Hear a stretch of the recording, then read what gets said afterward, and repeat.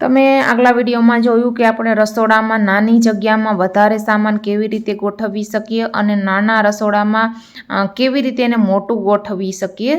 તો આજે આપણા વિડીયોમાં જોઈશું કે ઘર જેનું નાનું હોય, જે ભાડે રહેતા હોય, એમાં એવા કેવા જુગાડ કરવા કે જેથી કરીને વસ્તુ જાજી રહી શકે। અહીંયા તમે જોઈ શકો છો, મેં લાકડાનો એક ટુકડો લઈ અને આ રીતનું જે ઓર્ગેનાઇઝર બનાવી દીધું છે, જેમાં ઘણી વસ્તુ તમે રાખી શકો છો।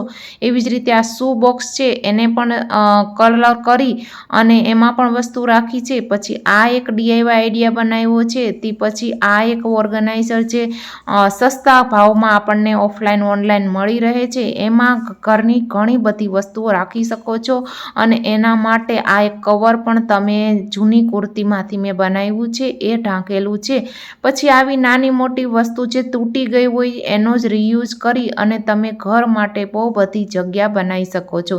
તેવી રીતના આવી રીતના કબાટ જે આપણા ઘરમાં જ્યારે કામ કરાયું હોય કે પછી ઓછા ભાવમાં બહારથી આવી લાકડાની પટ્ટીઓ મળી જતી હોય છે, તો હાથેથી તમે આ રીતનો કબાટ છે બનાવી શકો છો। પછી ઘરમાં આવી નાની મોટી ખીલીઓ અથવા કમાન્ડ હુક લગાવીને આવી નાની મોટી વસ્તુઓ છે એ હેંગ કરી શકો છો, જેથી કરીને આપણા ઘરની દિવાલનો પણ ઉપયોગ થાય અને નીચે જાજી વસ્તુ રાખવી ના પડે।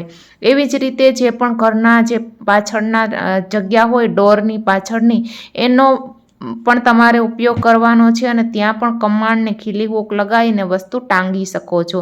તેવી જ રીતે આ રીતના ફર્નિચર ખરાબ થઈ ગયું હોય તો એના જે ડ્રોવર પડ્યા હોય એનો પણ તમે આવી રીતે યુઝ કરી શકો છો।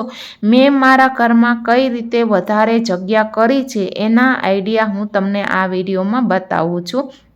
તેવી જ રીતે આવા નાના નાના ટેબલ જે તમે જે પાછળના ભાગથી ઉખડી ગયા હોય એમાં પણ તમે હોલ સ્ટીકર લગાવી અને નવા ટેબલ બનાવી શકો છો। તે પછી આવી રીતનું જે વેજીટેબલ માટેને જો કેરેટ આવે છે, નીચે વ્હાઇટ કલરનું દેખાડ્યું છે, એમાં તમે નાની મોટી આવી રીતના જે ડબ્બા ખાલી પડ્યા હોય એને થોડોક સરસ કલર વગેરે કરી નવો લુક આપી અને એની ઉપર રાખી શકો છો।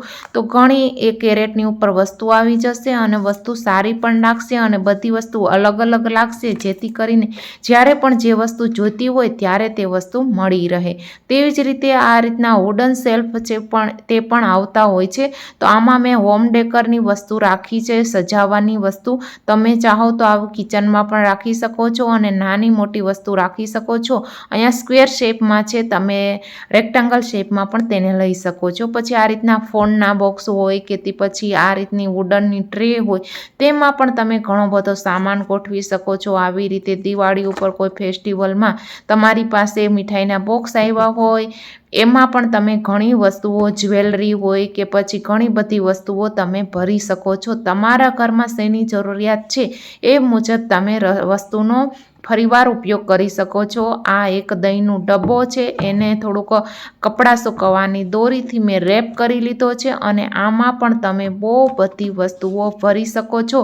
તો આનો 2 in 1 યુઝ થઈ જાય છે। એક તો આમાં વસ્તુ પણ ભરાઈ જાય છે અને ઉપરથી એક 100 પીસની જેમ પણ આ કામ કરી શકે છે। તો ઘરમાં એવી બહુ બધી વસ્તુઓ હોય છે તે જનરલી આપણે ફેંકી દેતા હોઈએ છીએ।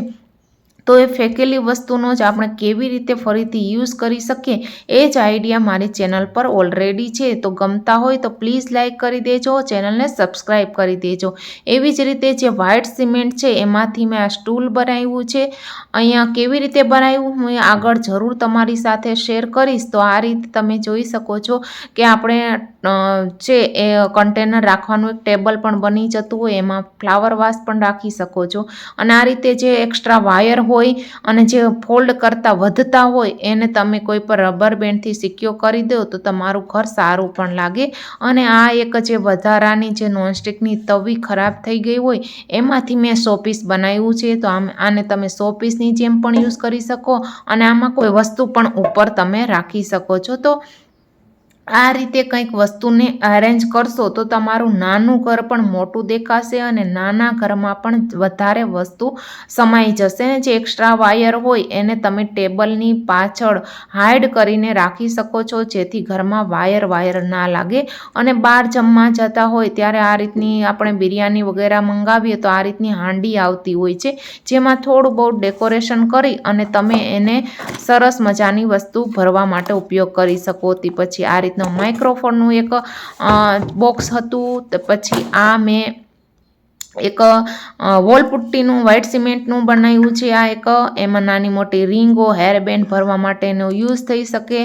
પછી આ રીતનું એક રેડ કલરનું મારી પાસે ફ્રૂટનું જે સ્ટ્રોબેરી વગેરે લઈએ તો આ રીતનું પ્લાસ્ટિકનું કન્ટેનર આવતું હોય છે, તો એને પણ કપડાથી વીંટીને સરસ હેન્ડલ પણ બનાવ્યું હતું. પછી આ રીતનું એક કૂકીઝનું બોક્સ હતું પુઠ્ઠાનું, એને પર થોડુંક કલર કરી 3D આઉટર લાઇનથી પેટર્ન બનાવીને આ રીતનું છોકરાઓની સ્ટેશનરી ભરવા માટેનું ઓર્ગેનાઇઝર બનાવી લીધું છે. પછી આ રીતની ટીપોએ મોટા ભાગના લોકો આપણે મિડલમાં રાખતા નથી, તો એના ઉપર તમે બીજી વસ્તુઓ પણ છે રાખી શકો છો. પછી આ રીતના કોઈ પણ ટેબલ જે તમને સસ્તા ભાવમાં મળી જતા હોય એ રાખો તો ઘરની બહુ બધી વસ્તુઓ છે એક જ સ્પેસમાં, એટલે કે એમાં 4-5 લેયર હોય તો બહુ બધી વસ્તુ તમારી આવી જતી હોય અને સારી પણ લાગે.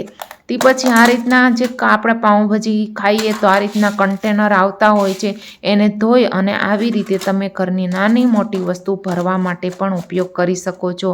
પછી આ રીતના બુક સેલ્ફનો પણ યુઝ કરી શકો છો. આ બુક સેલ્ફ તરીકે યુઝ ન કરવો હોય તો એને કિચનમાં રાખી શકો છો. આ રીતની લેયર જે ટ્રોલી બેગ આવે છે, આ રીતની ટ્રોલીવાળું કન્ટેનર, એમાં પણ તમે જાતની વસ્તુઓ ભરી શકો છો. પછી આ રીતના જે તમારી પાસે લાકડાના પીસ પડ્યા હોય એને પણ આ રીતે તમે કોઈ પણ જગ્યાએ આ રીતે લગાવી શકો છો, તો બહુ બધી જગ્યા તમારા ઘરમાં ક્રિએટ થઈ જાય છે.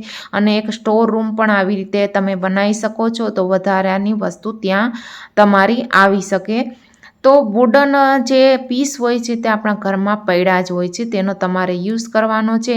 પછી આ રીતના થર્મોકોલના જે બોક્સ હોય છે, ક્યારેક આપણે ઇલેક્ટ્રોનિક વસ્તુ લઈએ તો તેની સાથે આવી જતા હોય છે, યા એમ પણ તમે શાકભાજીની દુકાને જાઓ તો થોડાક સસ્તામાં તમને આપી દેતા હોય છે. એમાં પણ તમે બહુ બધા જે ક્યારેક કપડાં પહેરવાના હોય, ઓકેશનલી જે કપડાં આપણે યુઝ કરતા હોય એને ભરવા માટે તમે ઉપયોગ કરી શકો. વધારાના વાસણ જ્યારે ગેસ્ટ આવતા હોય ત્યારે જ આપણે જે યુઝ કરતા હોય એને પણ તમે આમાં ભરી શકો છો, અને ઉપર કોઈ કપડું ઢાંકી દો તો એ સરસ પણ લાગે છે. એવી જ રીતે જો તમારો કબાટ નાનો હોય ને તો એમાં પણ તમે એક્સ્ટ્રા સ્પેસ કરી શકો છો. એના આઈડિયા તમારે જોતા હોય તો પણ હું બહુ બધા આપી શકું છું, તમે મને કમેન્ટ કરજો.